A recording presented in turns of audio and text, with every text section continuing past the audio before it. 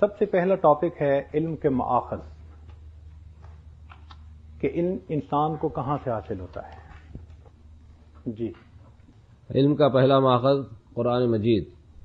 اللہ رب العزت کا ارشاد ہے، ربنا الذی اعطى كل شيء خلقه ثم هدى، ہمارا پروردگار وہ ہے جس نے ہر چیز کو پیدا کیا اور ہدایت دی۔ جی، مثلا 2 انڈے ہیں، دونوں میں سے بچے نکلتے ہیں، ان بچوں کو آپ پانی میں ڈال دیں، ایک تیرنے لگ جائے گا، ایک ڈوب جائے گا۔ جو تیرنے لگ جائے گا وہ بطخ کا انڈا، جو ڈوب جائے گا وہ مرغی کا انڈا، اس لیے کہ بطخ نے پانی میں زندگی گزارنی تھی، اللہ نے ایک کو تیرنے کا علم دے دیا، صلاحیت دے دی، دوسرے کو نہیں دی۔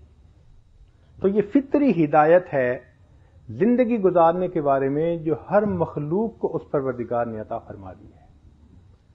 جی، مرغی اور بطخ کے بچے انڈے سے نکلتے ہیں، مگر دونوں کی صلاحیتیں مختلف ہوتی ہیں۔ فطری ہدایت میں حیوان اور انسان دونوں برابر ہیں۔ انسان میں بھوک پیاس کی مانند طلب علم بھی طبعی جذبہ ہے۔ مثالیں، صبح سویرے اخبار بینی کا شوق، کہیں جھگڑا ہوا تو مجمع کا اکٹھا ہو جانا، ہر نئی چیز میں دلچسپی محسوس ہونا۔ یہ تینوں باتیں اس کی دلیل ہیں کہ انسان میں جس کا علم نہیں اس کو معلوم کرنے کی خواہش فطری طور پر ہوتی ہے۔ چنانچہ کوئی بھی آدمی ڈرائیو کر رہا ہے، کہیں مجمع دیکھے گا تو پوچھے گا بھئی یہاں کیا ہوا؟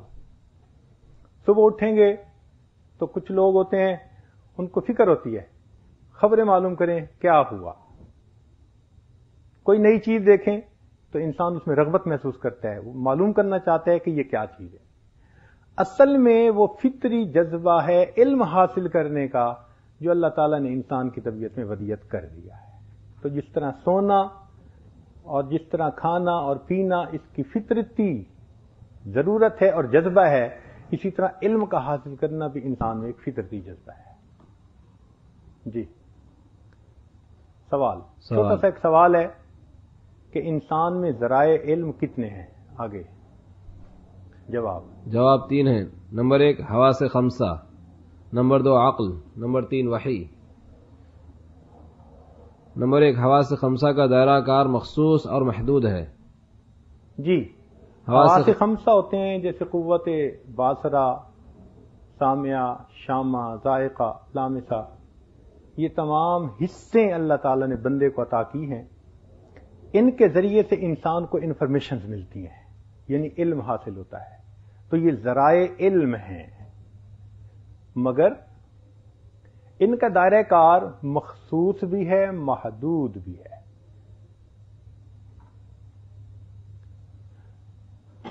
ان سے جو اخذ شدہ معلومات ہوتی ہیں ان میں غلطی کا بھی کبھی امکان ہوتا ہے۔ جی، حواس خمسہ سے اخذ شدہ معلومات میں غلطی کا قوی امکان ہوتا ہے۔ مثلا اگر فاصلہ زیادہ ہو تو بڑی چیز چھوٹی نظر آتی ہے۔ گرمی کے موسم میں سراب نظر آتا ہے۔ صفرا کے مریض کو میٹھی چیزیں بھی کڑوی معلوم ہوتی ہیں۔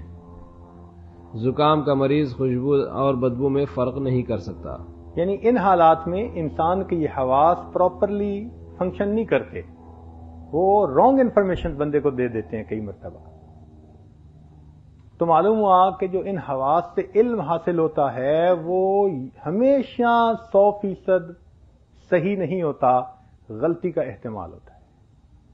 جی، نمبر 2 عقل کے فیصلے ناقص ہوتے ہیں، یہ بعض اوقات دھوکہ دیتی ہیں، پھر اس کا دائرہ کار بھی محدود ہے۔ چونکہ عقل انہی حواس سے لی گئی معلومات کی بنیاد پر فیصلے کرتی ہے، تو جب معلومات ہی کچی ہیں تو عقل کے فیصلے بھی کچے ہوتے ہیں کئی مرتبہ۔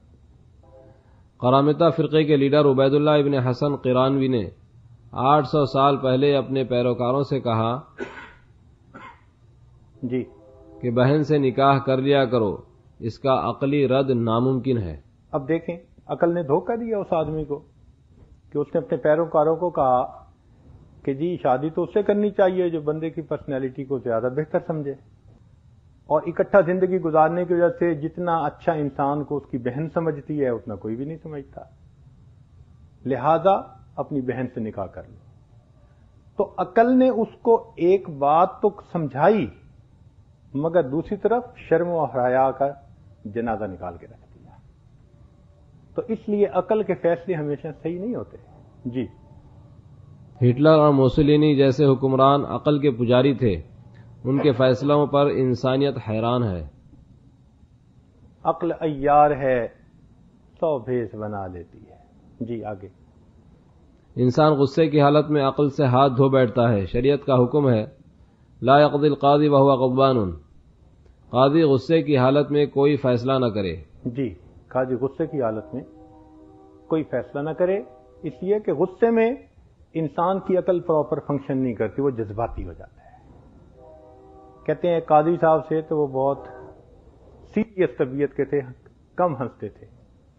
ایک عورت نے کہا کہ میں انہیں ہنسا سکتی ہوں. لوگوں نے کہا وہ کیسے؟ کہنے لگی دیکھنا. چنانچہ وہ اپنے مقدمہ کے لیے جب عدالت میں پیش ہوئی تو قاضی صاحب سے کہنے لگی کہ قاضی صاحب آپ میرے مقدمے کا فیصلہ نہیں کر سکتے. اس نے کہا میں کیوں نہیں کر سکتا؟ اس نے کہا اصول یہ ہے لا یقضی القاضی وہو غضبان. تو آپ تو بالکل ناراض بیٹھے ہوئے ہیں. تو قاضی صاحب ہنسنے لگے. تو اس سے معلوم ہوا کہ عقل انسانی کو غلطی سے بچانے کے لیے کسی اور روشنی کی ضرورت ہے، اور اس روشنی کا نام وحی الہی ہے. دیکھیے کمیونزم اور سوشلزم کے نظریات عقل کی پیداوار تھے، مگر وقت نے ان کا پول کھول دیا. تو اگر انسان اپنی عقل سے تجربات کرتا رہے گا تو اسی طرح ٹامک تو یہ مارتا رہے گا. تو وحی الہی وہ روشنی ہے جو انسان کو صحیح منزل کی طرف رہنمائی کرتی ہے. عقل انسانی کائنات کی حد کو اپنے تصور میں نہیں لا سکتی، بھلا اس کی حقیقت کو کیا سمجھے گی؟ آپ اگر اپنے دماغ میں سوچنے کی کوشش کریں کہ اس پوری کائنات کی حد کہاں ختم ہوتی ہے، آپ جہاں سوچیں گے نا ختم ہوتی ہے تو ذہن کہے گا اس سے آگے بھی کائنات ہے. تو ہمارا دماغ اتنا چھوٹا کہ کائنات کی باؤنڈریز کو ہم اپنے دماغ میں نہیں سوچ سکتے، تو کائنات کی حقیقتوں کو کیا سوچیں گے؟ عقل کی بنا پر کائنات کی حقیقت کو سمجھنے کی کوشش کرنا ایسا ہی ہے جیسے سونار کے ترازو میں کوہ ہمالیہ کو تولنے کی کوشش کرنا. گزر جا عقل سے آگے کہ یہ نور چراغ راہ ہے منزل نہیں ہے. جی وحی کے بارے میں امام راغب نے مفردات میں لکھا ہے الاشارۃ السریعۃ فی خفیہ، سرعت کے ساتھ پوشیدگی میں اشارہ کرنا. شرعی اعتبار سے ہوا کلام اللہ المنزل علی نبی من انبیائہ. جی قرآن مجید بھی وحی الہی ہے. نحن نقص علیک احسن القصص بما اوحینا الیک ھذا القرآن. تو اس آیت سے معلوم ہوا کہ قرآن مجید اللہ تعالیٰ کی وحی ہے جو نبی علیہ السلام پر نازل ہوئی. آگے چلتے جائیں ذرا. ہم بیان کرتے ہیں تم سے بہترین بیان، اس لیے کہ ہم نے اس قرآن کی تمہارے پاس وحی بھیجی ہے. اتل ما اوحی الیک من کتاب ربک، اس کی کتاب کی تلاوت کر جو تیرے رب کی طرف سے بھیجی گئی. جی وحی کی 3 صورتیں. ما كان لبشر ان يكلمه الله الا وحيا او من وراء حجاب او يرسل رسولا فيوحي باذنه ما يشاء. وحی کے بارے میں یہ آیت بہت ہی جامع ہے. 3 صورتیں ممکن ہیں، یا تو ہم کلامی ہو جیسے حضرت موسیٰ علیہ السلام کو اللہ تعالیٰ سے ہم کلامی نصیب ہوتی تھی، یا پھر پردے کے پیچھے سے، یا پھر وہ اپنے فرشتے کو بھیجیں جو اللہ تعالیٰ کا کلام نبی علیہ السلام تک پہنچا رہے ہیں. آگے جی. قرآن مجید کے نزول کا مقصد بتایا گیا لتخرج للناس من الظلمات الى النور. لتخرج الناس من الظلمات الى النور. تو قرآن مجید کا مقصد یہ بتلایا گیا کہ یہ انسانوں کو اندھیرے سے نکال کر روشنی کی طرف لاتا ہے. تو وحی الہی کا بنیادی مقصد انسان کو جہالت کے اندھیروں سے نکالنا، علم کی روشنی کی طرف لانا. آگے ارشاد باری تعالیٰ ہے قل ان ھدی اللہ ھو الھدی، آپ کہہ دیجئے کہ اللہ تعالیٰ کی ہدایت ہی اصل ہدایت ہے. جی امر نہیں کا سرچشمہ قرآن مجید ہے.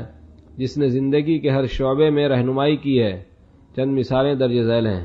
جی، قرآن مجید میں زندگی کے ہر شعبے میں آپ کو رہنمائی ملے گی.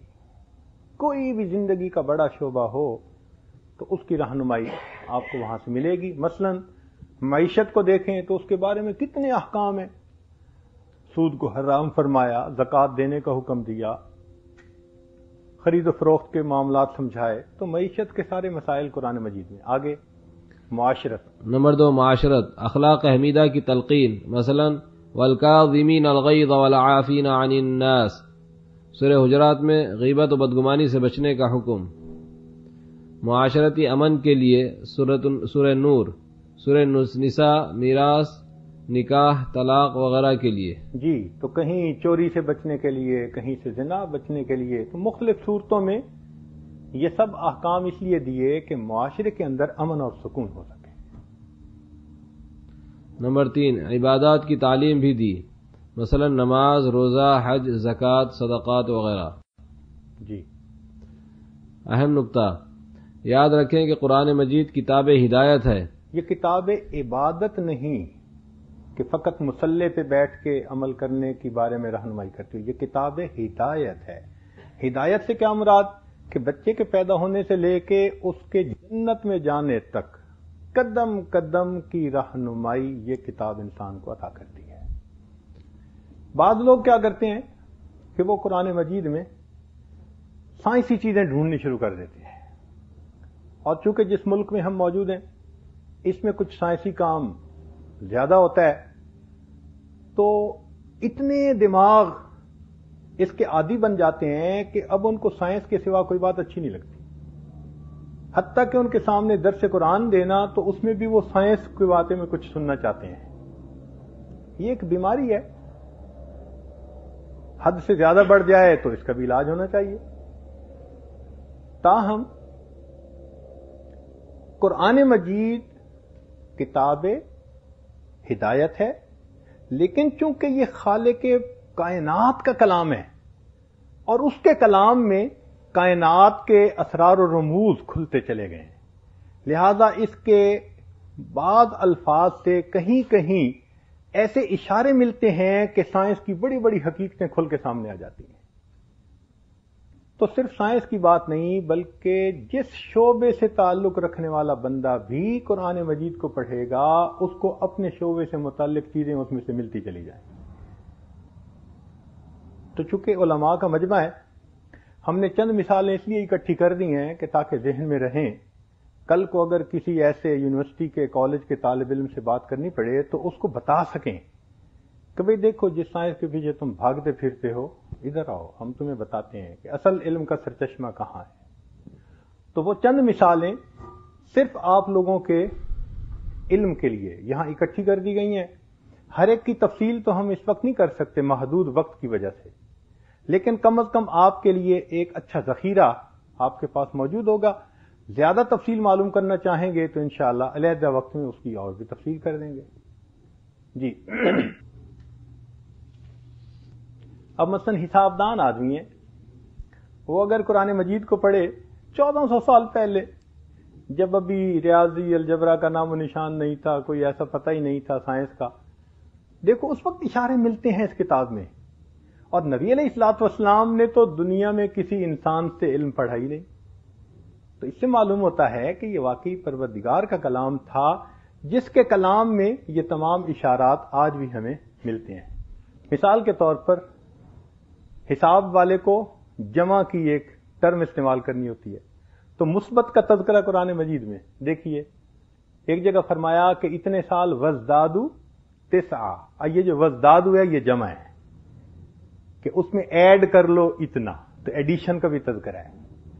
اس کے بعد سبٹریکشن، ایک جگہ فرمایا کہ نوح علیہ السلام نے 1000 سال الا 50 عاما.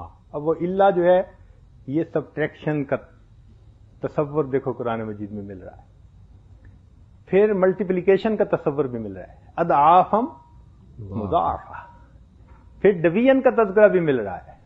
فرماتے ہیں فلہن نصف، کہیں ثلث کہا گیا تو یہ نصف اور ثلث یہ تقسیم ہے، ایک حصہ ڈیوائیڈ ہو رہا ہے. تو معلوم ہوا کہ یہ تمام چیزیں قرآن نے ان کو بھی ایڈریس کیا ہے. اس کے بھی اشارے مل سکتے ہیں. یعنی جس شعبے کا بندہ قرآن پاک کو پڑھے گا اپنی دلچسپی کا سامان اس کو قرآن مجید میں سے مل جائے.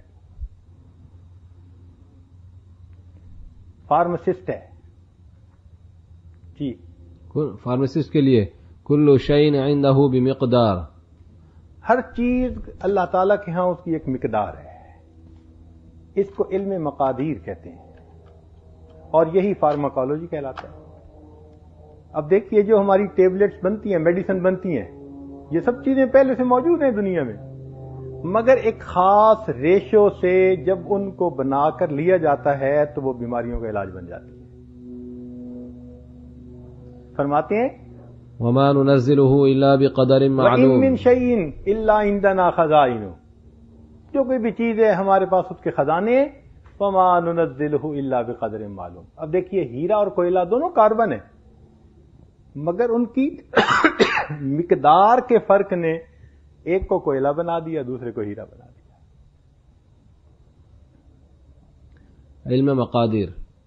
میکینیکل انجینئر کے لیے وَأَلَنَّا لَهُ الْحَدِيدَ فِيهِ بَأْسٌ شَدِيدٌ وَمَنَافِعُ لِلنَّاسِ. اب 1400 سال پہلے جب زندگیوں میں لوہے کا استعمال اتنا عام نہیں تھا، اس وقت یہ فرما دینا کہ منافع للناس، اس میں انسانوں کے لیے بہت منافع ہیں، یہ خدائی کلام ہے، کوئی تصور نہیں کر سکتا. اور آج کے دور میں جو قوم سٹیل ٹیکنالوجی میں سب سے آگے ہے وہ پوری دنیا میں لیڈ کر رہی ہے. سول انجینئر کے لیے آتونی زبر الحدید. سکندر ذوالقرنین نے جب دیوار بنانی تھی، تو اب دیوار تو پتھروں سے بنائی جاتی ہے، مگر کیا انہوں نے فرمایا؟ آتونی زبر الحدید، لوہے کے ٹکڑے مانگے. آج کے دور میں آپ دیکھیے تو کنکریٹ کے اندر سٹیل سٹرکچر بناتے ہیں، پھر عمارت بنتی ہے. یہ تصور بہت پہلے انسانوں کے پاس تھا. جی. لکڑی کا کام کرنے والے کے لیے وَاصْنَعِ الْفُلْكَ بِأَعْيُنِنَا وَوَحْيِنَا. تو حضرت نوح علیہ السلام کو لکڑی کشتی بنانے کا حکم ہوا، مگر دو شرائط تھیں. بِأَعْيُنِنَا، ہماری آنکھوں کے سامنے، یعنی ہماری سپرویژن میں بنائیں گے، سپرویژن ہماری ہوگی. وَوَحْيِنَا، اور انسٹرکشنز بھی ہماری ہوں گی. حاکم کے لیے وعد اللہ الذین آمنوا منکم وعملوا الصالحات لیستخلفنہم فی الارض. اس آیت کے اندر حاکم وقت کو وہ تمام اعمال بتائے گئے ہیں کہ جن کو اختیار کرنے سے وہ ایک بہترین حاکم بن کر زندگی گزار سکتا ہے. جی. جرنیل کے لیے وَأَعِدُّوا لَهُم مَّا اسْتَطَعْتُم مِّن قُوَّةٍ. جی. شاعر کے لیے اب شاعر کئی جگہوں پر جب قرآن مجید کو پڑھتا ہے تو آیات کا ردم ایسا بنتا ہے کہ اس کو یوں لگتا ہے کہ جیسے ایک بحر کے ساتھ یہ سب کلام کہا گیا ہے. چھوٹی سی مثال، اِنَّا أَعْطَيْنَاكَ الْكَوْثَرَ فَصَلِّ لِرَبِّكَ وَانْحَرْ إِنَّ شَانِئَكَ هُوَ الْأَبْتَرُ. جی. ادیب کے لیے ان تضل احداہما فتذکر احداہما الاخرى. جو زبان دان لوگ ہوتے ہیں نا، وہ کوشش کرتے ہیں کہ زیادہ مقصد کو تھوڑے الفاظ میں بیان کر لیا جائے. یہ قرآن مجید کی آیت کا ایک چھوٹا سا ٹکڑا ہے جس میں بتایا گیا ہے کہ بھائی دو عورتیں گواہی دیں تاکہ ان میں سے ایک اگر بھول جائے تو دوسری اس کو یاد دلا سکے. مگر اس کو اتنے تھوڑے الفاظ میں کہا گیا ہے کہ آپ دنیا کے کسی بھی عربی دان کو کہیں کہ اس مضمون کو وہ بیان کرے تو وہ یقیناً اس سے زیادہ الفاظ میں کہے گا. اختصار کی یہ ایک بہترین مثال ہے. تاجر کے لیے فَلْيَكْتُبْ بَيْنَكُمْ كَاتِبٌ بِالْعَدْلِ. تاجروں کو بھی اصول بتائیں کہ تم لین دین کرو تو زبانی معاملہ مت رکھو، بلکہ اگر اس کو تم لکھ لو تو یہ تمہارے لیے فائدہ ہے. اب سوچئے کہ جس پروردگار کو مومن کے مال کے ضائع ہونے کا اتنا احساس، اس کو مومن کے ایمان ہونے کا کتنا احساس. قاضی کے لیے وَاسْتَشْهِدُوا شَهِيدَيْنِ مِن رِجَالِكُمْ. جی آگے. سائنسداں کے لیے وَمِن كُلِّ شَيْءٍ خَلَقْنَا زَوْجَيْنِ لَعَلَّكُمْ تَذَكَّرُونَ. یہ قرآن پاک کی ایک ایسی آیت ہے کہ جس کو پڑھ کر انسان پی ایچ ڈی بھی بن سکتا ہے اور نوبل پرائز ونر بھی بن سکتا ہے. اللہ تعالیٰ فرماتے ہیں ہم نے ہر چیز میں جوڑا بنایا، لعلکم تذکرون، تاکہ تم نصیحت پاؤ۔ اب یہ جو جوڑا ہے نا، اس کو پیئر کہتے ہیں سائنس کی زبان میں۔ اب اس پیئر کو آپ ذہن میں رکھتے ہوئے سوچنا شروع کر دیں تو آپ کو پوری دنیا کے اندر یہ اصول کار فرما نظر آئے گا، وَمِن كُلِّ شَيْءٍ، ہر چیز کا جوڑا ملے گا آپ کو۔ دیکھیں نا، ایک تو موٹی سی بات ہے نا جی کہ مرد اور عورت جوڑا، یہ تو ایک موٹی سی مثال ہے۔ اور ذرا دیکھیے، زمین آسمان جوڑا، لیل اور نہار جوڑا، بحر اور بر جوڑا، شمس اور قمر جوڑا، اندھیرا اور اجالا، زندہ اور مردہ، عالم اور جاہل، خوشی اور غمی، صحت اور بیماری، جسم اور روح، اور اگر دنیا ہے تو یہ آیت بتا رہی ہے حتیٰ کہ سائنس کا کنسپٹ جو ابھی کچھ سال پہلے لوگوں نے ڈسکور کیا، یہ 1400 سال پہلے بتایا کیا کہ اگر دنیا میں مادہ موجود ہے تو پھر اینٹی میٹر بھی موجود ہے، جوڑا جو ہونا ہے اس کا۔ تو اس اصول کو ذہن میں رکھ کے آپ سوچتے رہیں، آپ کو دنیا میں ہر چیز کا کوئی نہ کوئی جوڑا مل جائے گا، تو آپ نئی دریافتیں کر سکتے ہیں۔ سینکڑوں لوگ پی ایچ ڈی کر سکتے ہیں اس اصول کو سامنے رکھ کر۔ آگے دیکھیے، دیکھیں آج کل کمپیوٹر میں جتنی پروسیسنگ ہوتی ہے یہ ساری کی ساری بائنری ڈیجٹس میں ہوتی ہے۔ ان کی لینگویج آگے ڈیسیمل اور ہیکسا ڈیسیمل اور فلاں، ان کو آگے آپ بریک اپ کریں تو 0 اور 1 بائنری ڈیجٹ۔ یہ بائنری ڈیجٹ 0 اور 1 کیا ہے؟ اب یہ جو ہم فون پہ کمیونیکیٹ کرتے ہیں، کمپیوٹر پہ کمیونیکیٹ کرتے ہیں، ہماری آواز، ہماری تحریر، ہماری ہر چیز یہ بالآخر ڈیجیٹائز ہو جاتی ہے، اور ڈیجیٹائز ہو کے کس میں تبدیل ہوتی ہے؟ 0 اور 1۔ اور اس میں ڈیجیٹائز ہو کے یہ آگے جاتی ہے اور وہاں جا کے دوبارہ پھر اس کو وہ ری پروسیس کر لیا جاتا ہے۔ تو 0 اور 1 ان 2 ڈیجٹس پر آج پوری دنیا کی مشینیں چل رہی ہیں۔ یہ بھی جوڑا ہے، چلا رہا ہے۔ آگے دیکھیے، پوری دنیا میں جتنے کیمیکل ریئیکشن ہیں وہ کیسے ہوتے ہیں؟ ایک پازیٹیو آئن ہوتا ہے اور ایک نیگیٹو ہے، آپس میں ملتے ہیں، کیمیکل ریئیکشن۔ پوری دنیا میں جتنے کیمیاوی ریئیکشن ہیں وہ سارے اس طرح سے ہوتے ہیں، اور یہ کیا ہے؟ جوڑا۔ تو اس کی تفصیلات کو اگر آپ دیکھتے جائیں آپ حیران ہوں گے کہ 1400 سال پہلے اتنی گہری بات کر دی۔ وَمِن كُلِّ شَيْءٍ، اب کل کا لفظ استعمال کر دینا کوئی آسان تو نہیں نہ ہوتا، یہ تو پھر پروردگار عالم ہی کہہ سکتے ہیں نا، اور تو کوئی نہیں کہہ سکتا کہ وَمِن كُلِّ شَيْءٍ خَلَقْنَا زَوْجَيْنِ، ہر چیز میں ہم نے جوڑا جوڑا بنایا، لَعَلَّكُمْ تَذَكَّرُونَ۔ جی، ان فی خلق السماوات والارض واختلاف اللیل والنہار لآیات لأولی الالباب، یہ آیت ثابت کر رہی ہے کہ مومن آنکھیں کھولے اور اپنے ارد گرد کائنات میں پھیلی ہوئی اللہ تعالیٰ کی نشانیوں کو دیکھے۔ جی، ہم نے چند مثالیں اس میں دے دی ہیں تاکہ جو یونیورسٹیوں کے اسٹوڈنٹ ہیں وہ اگر علماء کے پاس آئیں تو علماء کو پہلے سے پتہ ہو کہ بھائی ان کے ذہن کس چیز کو زیادہ قبول کرتے ہیں۔ تو بچے آئے نا تو ان کے منہ میں لالی پاپ دے دو تو بڑے خوش ہو جاتے ہیں، تو یوں سمجھیں کہ یہ یونیورسٹی نوجوانوں کے لیے لالی پاپ ہیں جو ہم نے یہاں اکٹھے کر دیے۔ جی، قرآن مجید میں سائنسی انکشافات، ایٹم کا تصور، لا يعزب عنه مثقال ذرة في السماوات ولا في الأرض ولا أصغر من ذلك ولا أكبر إلا في كتاب مبين۔ اب دیکھیے اس میں ایک تو ذرہ کا تذکرہ ہے، پھر اصغر کا تذکرہ اور اکبر کا تذکرہ۔ اب اگر اس ذرہ سے مراد ایٹم لیا جائے کہ جو ذرہ ایٹ اٹس اون دنیا میں رہ سکتا ہے، تو اس سے اصغر سے کیا مراد ہوگا؟ آگے دیکھیے جی، اس سے مراد ہوگا اصغر سے electron, proton, neutron, neutrino, quark, light photon, جتنے بھی چھوٹے ہیں وہ ولا اصغر من ذالک اس میں آ جائیں گے، اور ولا اکبرہ اس میں یہ مالیکیول اور اس سے اوپر جو کچھ بنتا ہے وہ سب اس میں آ جائے۔ جی محیط کا تصور، آربٹ کا تصور سب سے پہلے قرآن مجید نے دیا. اس وقت تو سائنس کی فاؤنڈیشن نہیں تھی 1400 سال پہلے، مگر قرآن مجید نے کہا وَكُلٌّ فِي فَلَكٍ يَسْبَحُونَ. فلک کہتے ہیں دائرے کو، گول دائرے کو، کہ چاند اور قمر کے بارے میں کہا، سورج اور چاند کے بارے میں کہا لَلشَّمْسُ يَنبَغِي لَهَا أَن تُدْرِكَ الْقَمَرَ وَلَا اللَّيْلُ سَابِقُ النَّهَارِ وَكُلٌّ فِي فَلَكٍ يَسْبَحُونَ. سب کے سب اپنے اپنے دائرے میں تسبیح بیان کر رہے ہیں، یعنی جو ڈیوٹی اللہ نے ان کے ذمہ لگائی ہے وہ اس ڈیوٹی کو ادا کر رہے ہیں. جی زندگی کا تصور، وَجَعَلْنَا مِن كُلِّ شَيْءٍ حَيٍّ. وَجَعَلْنَا مِنَ الْمَاءِ كُلَّ شَيْءٍ حَيٍّ.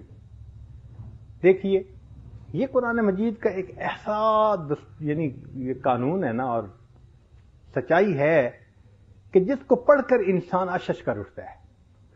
1400 سال پہلے جب انسان کو پوری کائنات کی وسعتوں کا اور تفصیلات کا پتہ نہیں تھا، یہ کہہ دینا کہ ہم نے ہر چیز کو پانی سے زندگی بخشی، اس کا مطلب ہے جہاں زندگی ہوگی وہاں پانی ہوگا اور جہاں پانی ہوگا وہاں زندگی.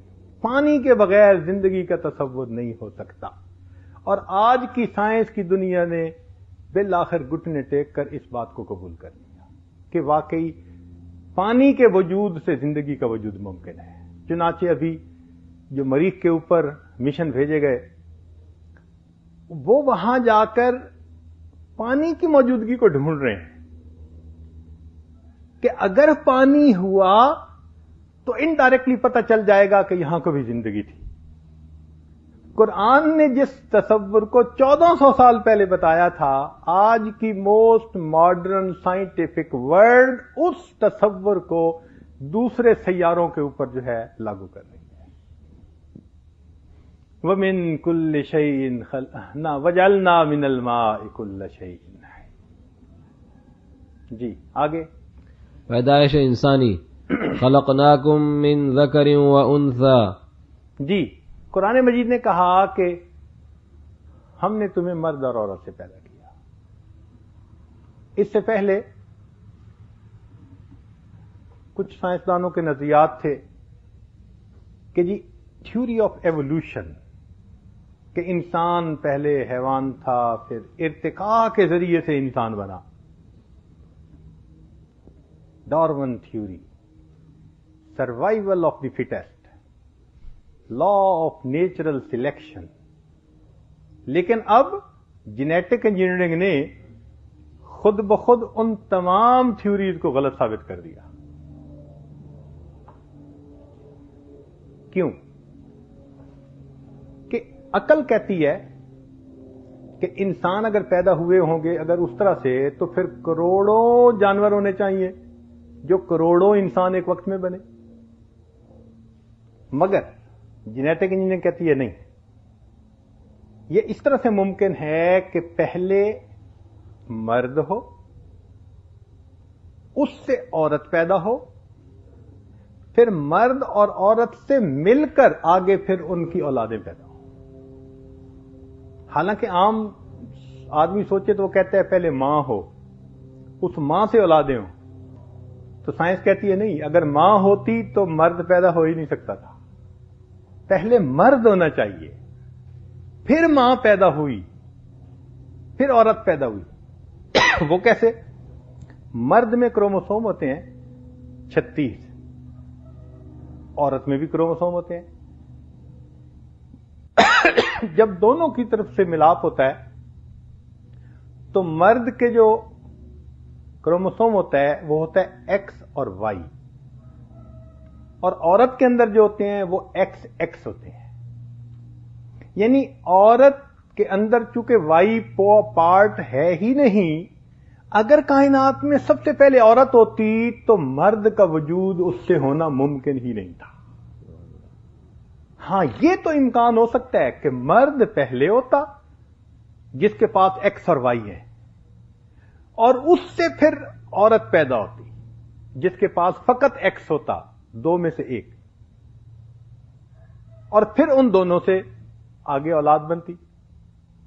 چنانچہ مرد کے جو ہیں وہ ایکس اور وائی ہاف ہاف میں ڈیوائڈ ہو جاتے ہیں اور ادھر عورت کی طرف سے ایکس اور ایکس علیحدہ ہو جاتے ہیں. اب یہ 4 حصے بن گئے.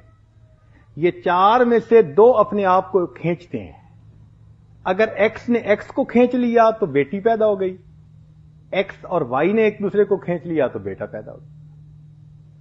1400 سال پہلے قرآن کہہ رہا ہے یا ایھا الناس اتقوا ربکم الذی خلقکم من نفس واحدہ, اے انسانوں اپنے رب سے ڈرو جس نے تمہیں ایک جی سے پیدا کیا, یعنی مرد سے. وَخَلَقَ مِنْهَا زَوْجَهَا, دیکھو کیسے ہو بہو صحیح بات بیان کی جا رہی ہے. اس سے اس کا جوڑا پیدا کیا گیا, یعنی ایکس وائی رکھنے والے سے ایکس ایکس رکھنے والی عورت کو پیدا کیا. وَبَثَّ مِنْهُمَا رِجَالًا كَثِيرًا وَنِسَاءً, اور پھر ان دونوں کے ملاپ سے اللہ نے مردوں اور عورتوں کو دنیا میں پھیلا دیا. تو آج کی سائنس خود اس بات کو ثابت کر رہی ہے جو آج سے 1400 سال پہلے قرآن مجید ہمیں بتلا. یہ آگے مختلف الفاظ دیے ہوئے ہیں, ان میں سے ہر لفظ کی سائنسی تفصیل ہے. جیسے میں نے ابھی من ذکر و انثی کی تفصیل کہی, لیکن وقت ہمارے پاس چونکہ کم ہے اور مجھے سمیٹنا ہے, اس لیے اب ان کو اسی طرح پڑھ دیتے ہیں. اگر کسی کو معلوم کرنا ہو تو ان کی تفصیلات پھر آپ معلوم کر لیجئے گا. جی, ما ان دافق اس کی اپنی تفصیل ہے, ظلمات ان ثلاث کی اپنی, فجعلناہ سمیعا بصیرا, یہ تو لمبی آیت ہے. فخلقنا النطفۃ علقۃ, سبحان اللہ. جی آگے, فتبارک اللہ احسن الخالقین. سمندر سے متعلق فی بحر اللجی یغشاہ موج من فوقہ موج من فوقہ سحاب.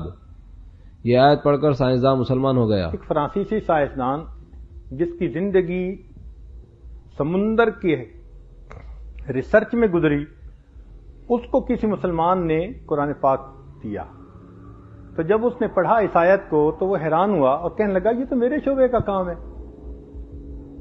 اس میں یہ بتایا گیا ہے کہ کافروں کے دلوں میں اتنی ظلمت ہوتی ہے کہ جس طرح سمندر کے اندر جب موج کے اوپر موج یعنی ہائی ٹائیڈ کا وقت ہوتا ہے, من فوقہ سحاب, اوپر بادل ہوتے ہیں, تو وہ کہنے لگا کہ مجھے اپنی لائف میں اس کو پریکٹیکلی ایکسپیرینس کرنے کا موقع ملا کہ جب آسمان پر بادل ہوتے ہیں اور ہائی ٹائیڈ کا وقت ہوتا ہے مد و جزر کا, اس وقت سمندر کے اندر جو ہے نا ویزیبلٹی 0,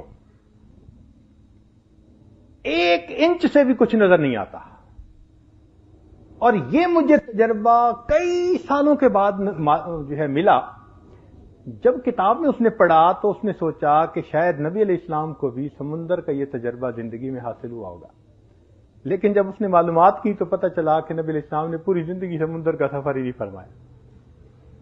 تو وہ کہنے لگا کہ اس کا مطلب ہے کہ یہ کلام پھر کسی بندے کا نہیں, اس پروردگار کا کلام ہے جس نے سمندر کو پیدا فرمایا.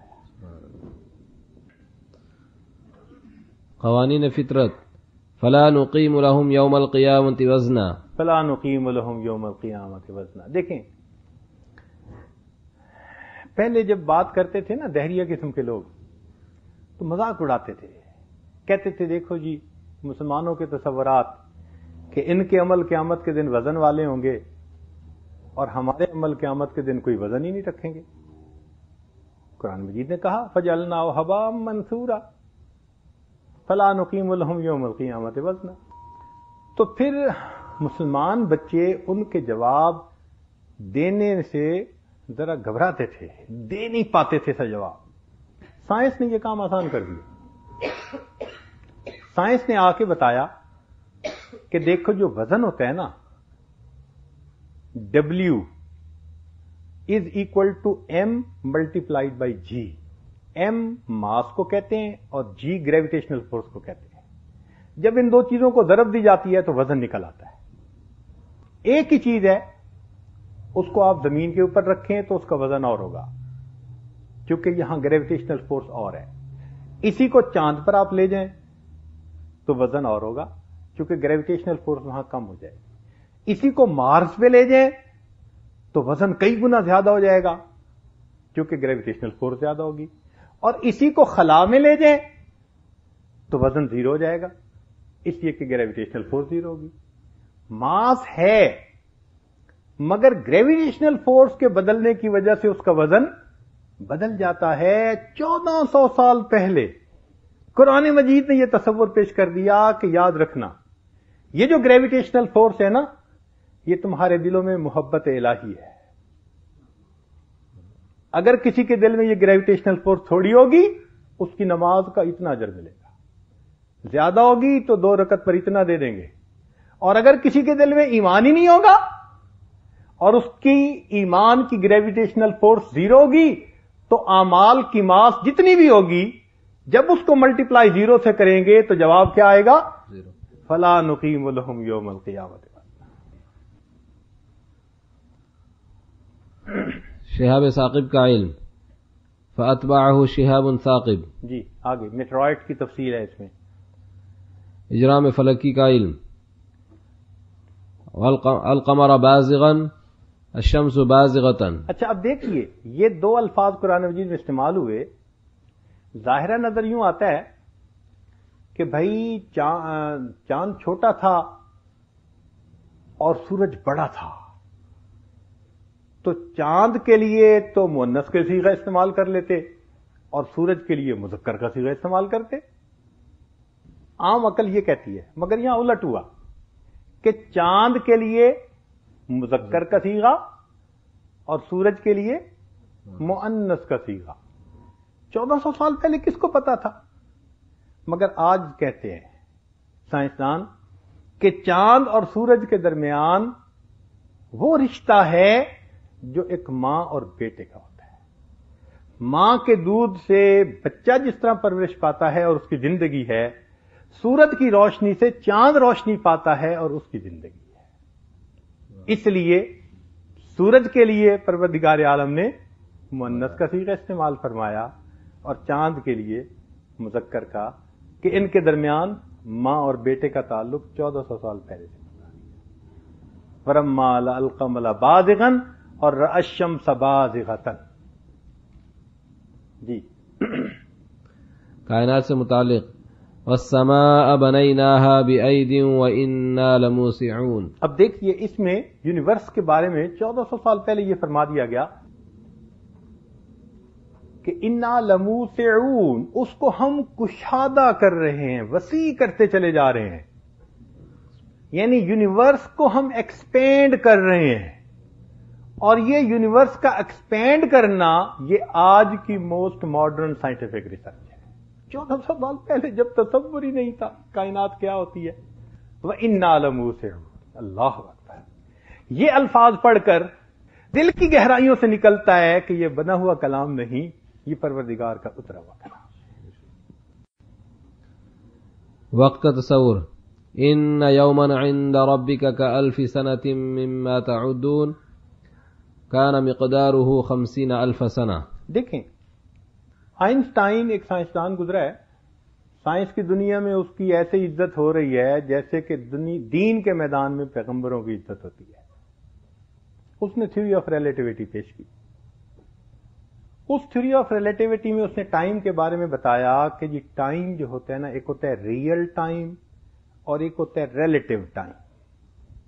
اب یہ ریلیٹیو ٹائم کا تصور اس نے تھیوری آف ریلیٹیوٹی میں لیا۔ اس نے پھر بتایا کہ ماضی، حال اور مستقبل کیسے آتے ہیں، اس نے یہ بھی بتایا۔ تو اس کی تھیوری ایسی ہے کہ دنیا مانتی ہے اس کو۔ بہرحال اس میں اس نے ٹائم ڈائلیشن کے بارے میں بھی بتایا کہ بھئی ٹائم ڈائلیٹ کر جاتا ہے۔ مقصد اس کا کیا تھا؟ آسان لفظوں میں ذرا سمجھیے کہ اگر ایک فریم آف ریفرنس ہے اور اس کی سپیڈ جو ہے وہ سپیڈ آف لائٹ سے کم ہے تو پھر ٹائم گزرے گا، یعنی مستقبل آتا رہے گا۔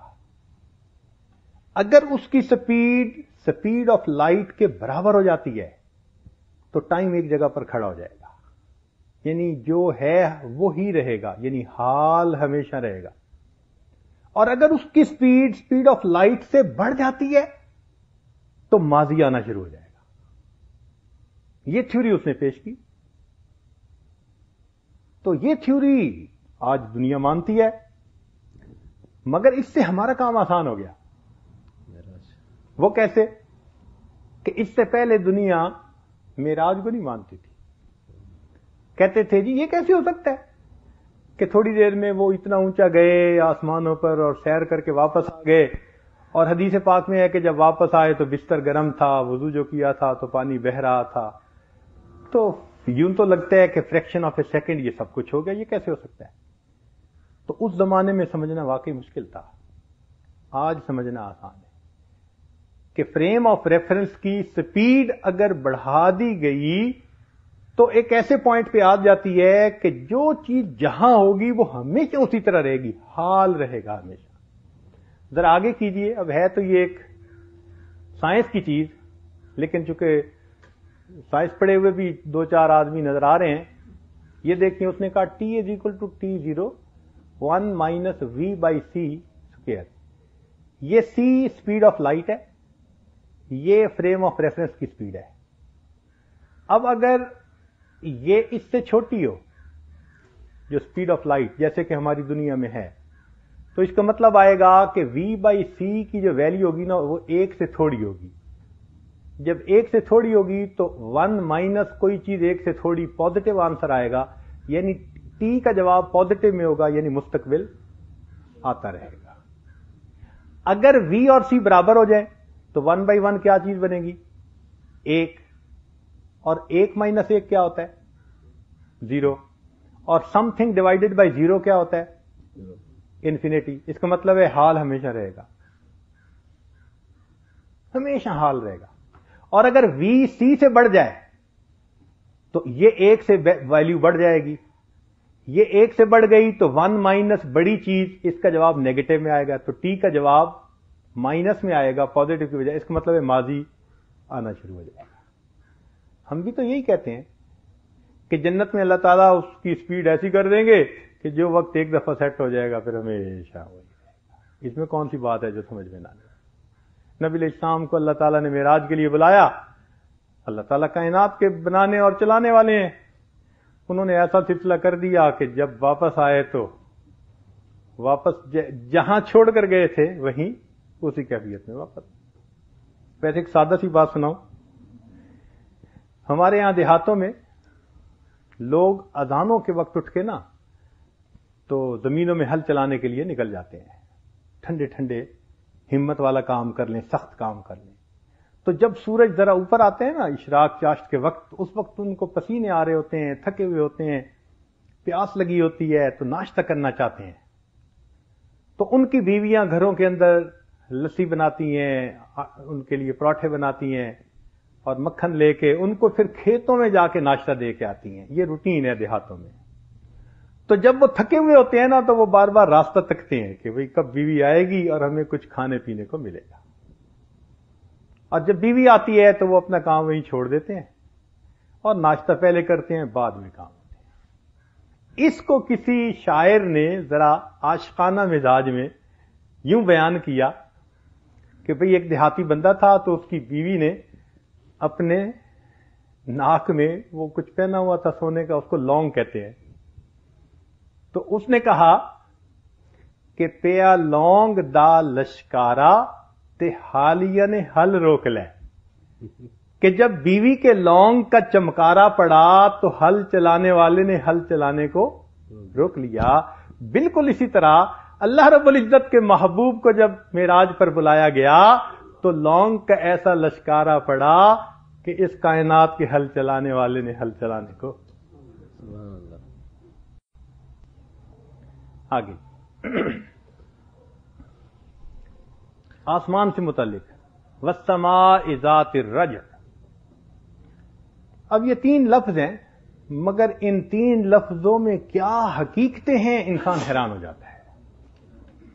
آسمان کے متعلق ایک عام تصور تو یہی ہے کہ بھائی اوپر جو نیلا رنگ نظر آتا ہے.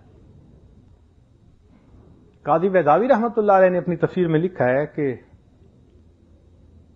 کہ جو سما کا لفظ ہے نا، یحتمل الفلک، جو آسمان ہے نا، تو اس کے معنی پہ یہ لاگو ہو سکتا ہے.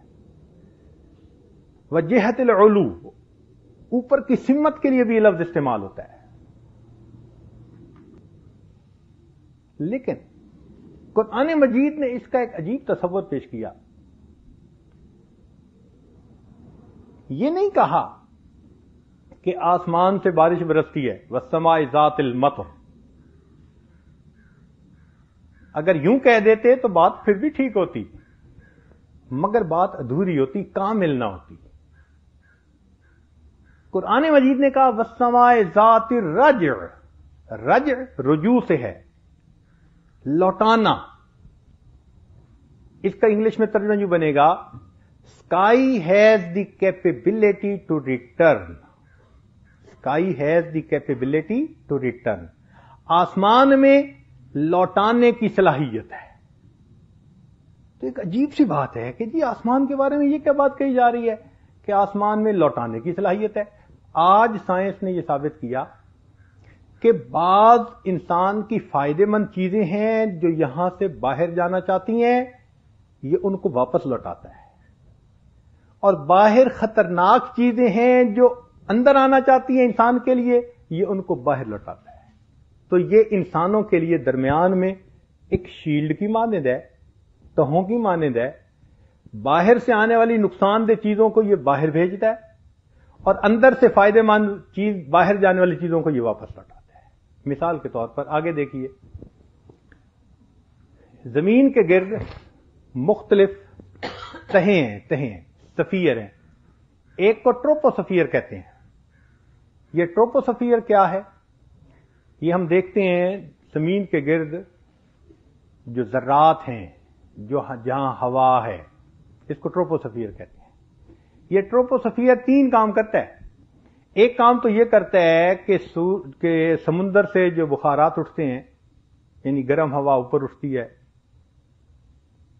تو وہ پانی اوپر جا کر وہاں کی ٹھنڈ کی وجہ سے وہ قطرے بن جاتے ہیں، اور پھر ہوا ان بادلوں کو دھکیل کے پہاڑوں کی چوٹیوں پر لے جاتی ہے اور وہاں بارش برساتی ہے. پانی سمندر سے اٹھا اور بارش برسائی گئی پہاڑوں کی چوٹیوں پر، اور جب وہاں برستی ہے تو ٹھنڈ کی وجہ سے وہ سنو ہوتی ہے، تو برف کی تہیں چڑھ جاتی ہیں. تو گویا وہ پانی سٹوریج کے اندر سٹور کر لیا گیا پہاڑوں کی چوٹیوں پر برف کی شکل میں.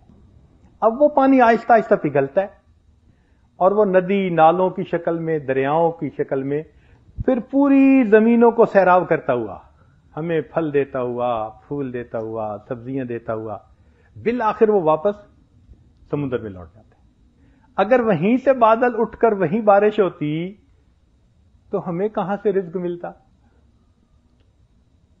واہ میرے مالک، آپ کتنے بڑے ہیں، کتنے عظیم ہیں کہ پانی سمندر سے لیا مگر بادلوں کو ہواؤں نے دھکیل کے پہاڑوں تک پہنچایا، وہاں جا کے برف بنائی.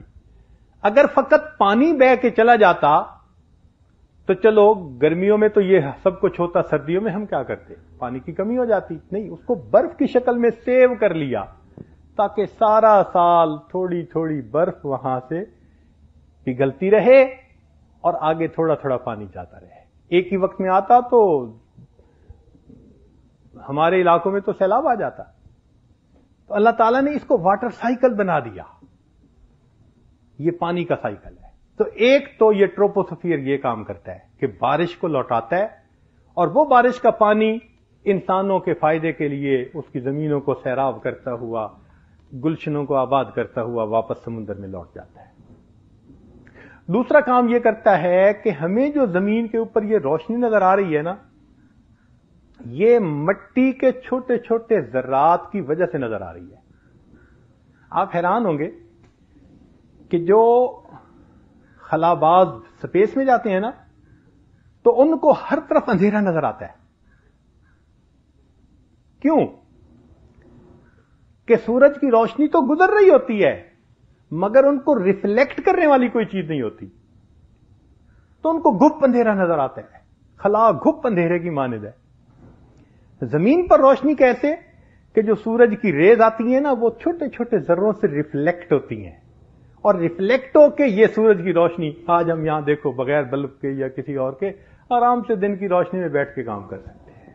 واہ میرے مولا، آپ نے مٹی کے چھوٹے چھوٹے ذرات کو بھی انسانوں کی روشنی کے لیے استعمال فرما دیا۔ اگر یہ مٹی کے ذرات نہ ہوتے تو دن کی روشنی نہ ہوتی، انسان کو دن اور رات میں ایک جیسا اندھیرا نظر آتا۔ تو ٹروپوسفیئر دوسرا کام یہ کرتا ہے، اور تیسرا کام یہ کرتا ہے کہ زمین سے جو حرارت ہے نا وہ باہر نکلنا چاہتی ہے۔ اگر باہر نکل جائے تو زمین کا تو ٹیمپریچر ہی ٹھنڈا ہو جاتا، جیسے کھانا تھوڑی دیر رکھ دیں تھوڑی دیر کے بعد ٹھنڈا، اس لیے کہ اس کی حرارت باہر چلی گئی۔ اگر اس طرح ہوتا تو زمین کا تو درجہ حرارت بہت ہی ٹھنڈا ہو جاتا۔ نہیں، یہ ٹروپوسفیئر اس تھرمل ویوز کو واپس لگاتا ہے، جیسے کھانے کو ڈھانپ کے رکھ دیں تو کھانا گرم رہتا ہے۔ تو اللہ تعالیٰ کی شان کے انسان کے لیے جو کمفرٹیبل ٹیمپریچر ہے یہ ٹروپوسفیئر اس کمفرٹیبل ٹیمپریچر کو سلامت رکھتا ہے۔ تو تین کام یہ ٹروپوسفیئر کرتا ہے۔ تو تینوں چیزیں انسان کے فائدے کی تھیں۔ پانی فائدے کا تھا، بارش کی صورت میں واپس لوٹا دیا۔ حرارت فائدے کی صورت میں تھی، ٹیمپریچر کی صورت میں واپس لوٹا دیا۔ روشنی فائدے کی صورت میں تھی، اس کو روشنی کی صورت میں واپس لوٹا دیا۔ پھر اس کے بعد آیونوسفیئر ہوتا ہے۔ یہ وہ سفیر ہے جہاں سے جا کر ہمارے یہ جتنے ٹیلی کمیونیکیشن ہے اسی کے ذریعے سے ہو رہی ہوتی ہے۔ ریڈیو ویوز اور ٹی وی ویوز اور فلاں ویوز، وہ ساری کی ساری ویوز جو ہوتی ہیں وہ یہیں سے لوٹ کے واپس آتی ہیں۔ اب ہم ایک ادھر بیٹھے ہیں مشرق میں، ایک مغرب میں، آپس میں کمیونیکیٹ کر رہے ہیں۔ کیوں؟ اس آیونوسفیئر کے ذریعے آپس میں کمیونیکیشن ہو رہی ہے۔ کہیں ایک جگہ کے میچ دوسری جگہ دیکھے جا رہے ہیں، کہیں ایک جگہ کے حالات دوسری جگہ دیکھے جا رہے ہیں، وہ تمام کمیونیکیشن اسی آیونوسفیئر کے ذریعے سے ہو رہی ہے۔ پھر اس کے بعد وین ایلن بیلٹس ہیں۔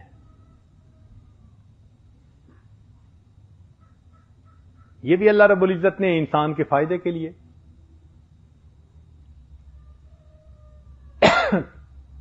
پھر اس کے ساتھ میگنیٹوسفیئر ہے۔ یہ ایک ایسا ہے کہ جو باہر سے آنے والے جو میٹرائٹ ہیں نا، یعنی چھوٹے چھوٹے ذرے ہیں جن کی ہر وقت زمین پر بارش ہو رہی ہے، جیسے پانی کی بارش ہوتی ہے، یوں سمجھیں کہ باہر کی کائنات سے زمین کی طرف چھوٹے چھوٹے ذرات بڑی تیزی سے آتے ہیں۔ ہم جب کبھی رات کو آسمان میں دیکھیں نا تو ہمیں روشنی کے ستارے نظر آتے ہیں۔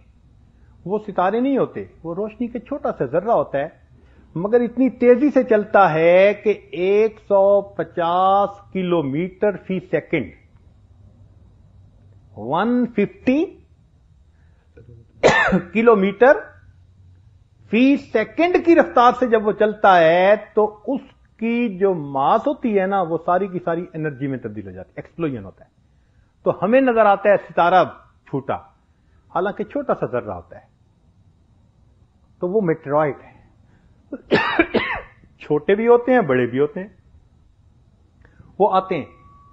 اگر زمین کے گرد یہ حفاظتی طے میگنیٹوسفیئر کی نہ ہوتی تو ٹنوں کے حساب سے پتھروں کی بارش روزانہ زمین کے اوپر ہوتی۔ ہم میٹھی نیند سوئے ہوتے ہیں، ہمارا پروردگار جاگ کر ہماری حفاظت کر رہا ہوتا ہے۔ اس نے میگنیٹوسفیئر بنا دیا کہ میرے بندوں کے لیے یہ چیز نقصان دہ ہے، اس لیے اس کو واپس دھکیل دو۔ تو یہ میگنیٹوسفیئر ان تمام میٹرائٹ کو پیچھے دھکیل دیتا ہے۔ اب دیکھیے کتنا ایگزیکٹ لفظ استعمال کیا، والسماء ذات المطر نہیں کہا کہ بھئی آسمان بارش برساتا ہے، نہیں، والسماء ذات الرجع، آسمان میں لوٹانے کی صلاحیت ہے۔ تو گویا اوپر تہیں ہیں حفاظتی، فائدے مند چیزوں کو انسان کی طرف لوٹاتی ہیں اور نقصان دہ چیزوں کو انسان سے باہر کی طرف لوٹاتی ہیں۔ واہ میرے مالک، قرآن مجید کے 3 لفظوں میں اللہ رب العزت نے علم کا اتنا بڑا سمندر بھر دیا۔ جس کتاب کے 3 لفظوں کو سمجھنے کے لیے اتنے ہی علم کی ضرورت ہو، پوری کتاب کو سمجھنے کے لیے کتنے علم کی ضرورت ہو۔ لہذا قرآن مجید علم کا سب سے بڑا ماخذ ہے جہاں سے انسان زندگی کی ہدایت اور رہنمائی کے لیے علم حاصل کر سکتا ہے. تو نتیجہ یہ نکلا. جی نتیجہ مندرجہ بالا مثالوں سے ثابت ہوا کہ قرآن مجید سب سے بڑا ماخذ علم ہے.